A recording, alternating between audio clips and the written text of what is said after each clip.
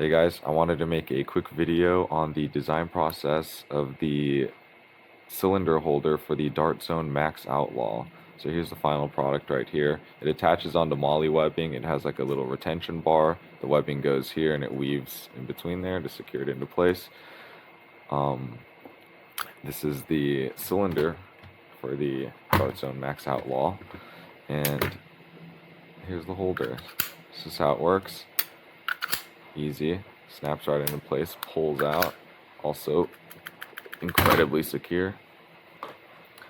This cylinder holder is based off of the jury cylinder holder that I came up with a while back. So it uses the same retention system, this elastic. And if you can see the difference, this one's actually significantly smaller. Here's the jury. It's a CO2 powered revolver. I really like this one. This is a great blaster. Anyway, back to the Max Outlaw cylinder holder. Alright, so let's take a look at the different iterations. Here is the first iteration here. It's just a hexagon shape. I fit it with the cylinder and it's very loose here. It's got a lot of play, which I really don't like. And also, the cylinder can kind of come in from the side and squeeze in, or it can get pulled out like that. I really don't like that. So in version 2, I did two things. I made this gap here slightly smaller to help prevent it from coming out from the side, and I also added this extrusion here to try to help negate some of the play in the cylinder. And if we see, there is still more play than I'd like. Also, the elastic kind of doesn't work right. It gets pinched under there. So in version 3, I changed up the way the wall's made. So now it is actually tapered in to match the walls of this. So I don't know if you can tell from video, but the side walls are not perpendicular to the bottom here. There's a draft angle, and that's what was causing all the play in the previous versions. So I matched that. So now the walls here are tapered, and if you see, sorry, I gotta move the elastic for this one.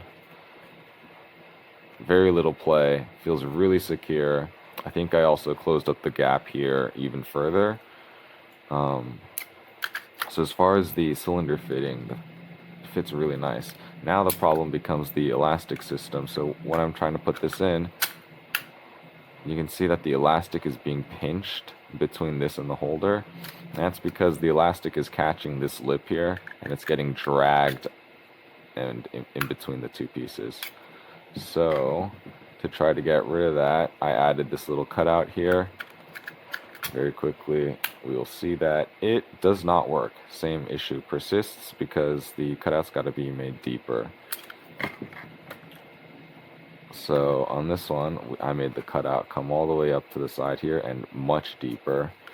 And we will see, okay, it's not being pinched in between the two pieces. However, it's getting caught on this ledge. So the elastic isn't going over the cylinder. It does if you push it in quickly, but a lot of times it'll just get stuck right there. So the final iteration to fix that was basically just to get rid of this groove here, if you can see that. Now this groove is just a design that's reminiscent of the last one. So it works perfectly for this cylinder, but it doesn't work here. And so the final iteration, just get rid of that groove. And now we have a holder that works flawlessly every time. It says Outlaw here, foam technician. So yeah, that was the design process, and now we finally have the final version. So these two versions are the same.